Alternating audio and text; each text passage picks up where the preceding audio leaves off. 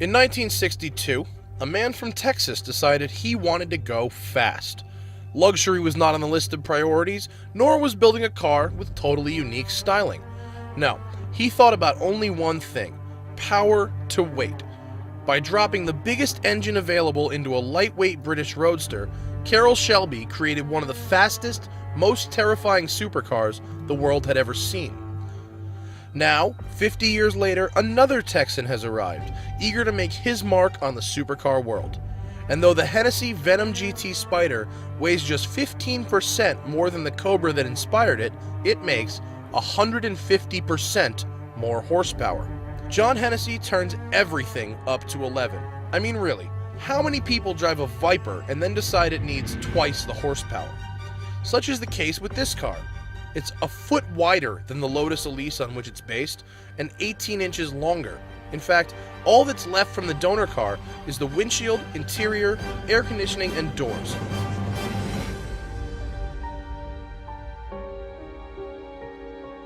Everything in front of the windshield or behind the seats is all new. The engine is based on the GM LSX, but stroked to 7 liters with two 67mm precision turbos compressing anywhere from 10 to 20 pounds of boost, depending on how crazy the driver feels.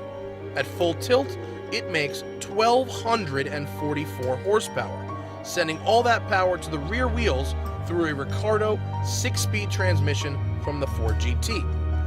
The whole body is handmade carbon fiber and features adjustable aerodynamics.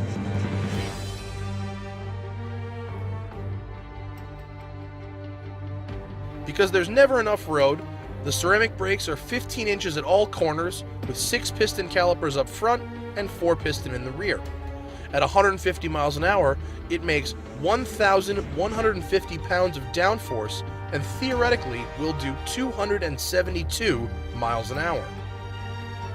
Sure, it resembles a Lotus and shares a dashboard with a car costing just $50,000, but to complain about such things is to miss the point entirely.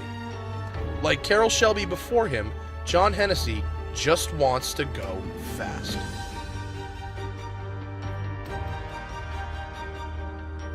And you can too, for just over $1 million.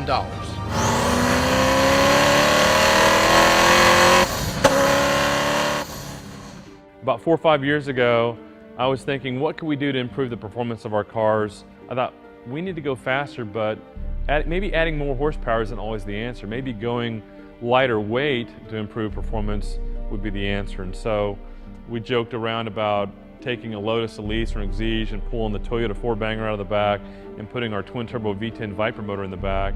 And one day I had our artist do up a sketch, and I looked at the sketch, I'm like, we could build that car. And here we are 4 years later in the Venom GT. Someone embodies my idea of maximum horsepower, minimal weight, in a usable package that's drivable, that's got downforce, carbon ceramic brakes, stops and turns, and looks cool in the process. I haven't driven it all yet, so you're going to get my natural reactions to everything. There's still a little bit of Lotus left in here, so to start it, you have to do the lock-unlock thing. Well, shall we then? The clutch travel is about 2 inches. It is extremely stiff, and let's see how it goes. Oh, lots of torque, tons of torque. This has electric power steering, shifters right out of a Ford GT. It feels great, nice and slick. The ride quality is great, better than an actual Lotus, I gotta say. It's very smooth. The long wheelbase might have something to do with that. It also feels more rigid than a Lotus. Lotuses are a little, I don't know, tinny. This thing, because of the cage, because of the wheelbase, feels really good. Listen to the turbos just spool up. It's about power to weight, that's it. All right, let's do a little third gear roll on.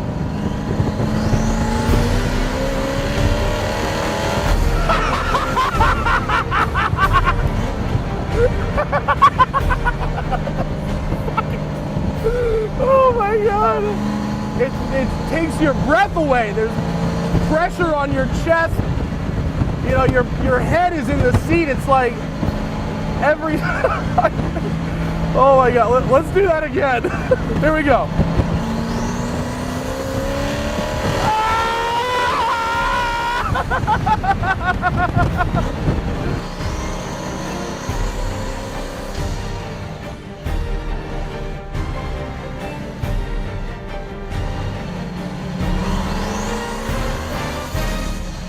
I drive a lot of fast cars. You drive a lot of fast cars.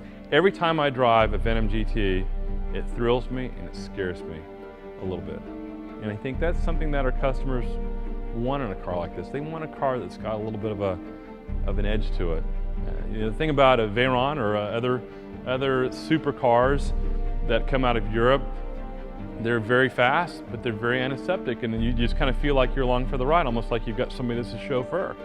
This car, you got to drive it. This car, you got to use your brain. This car, you got to use your skills. And it will reward you or punish you according to how well you use those skills.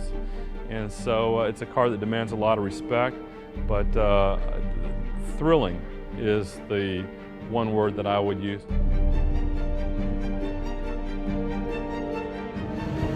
I love my right hand feels like I'm in a Ford GT. My ears think I'm in a twin turbo Corvette.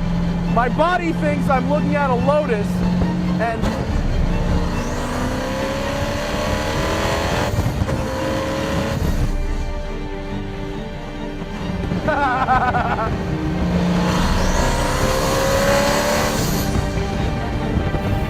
nuts, this car.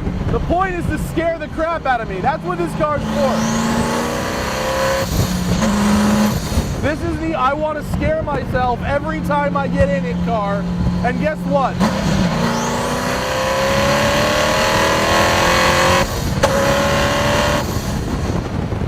It works. Yeah, it works. It works good for that.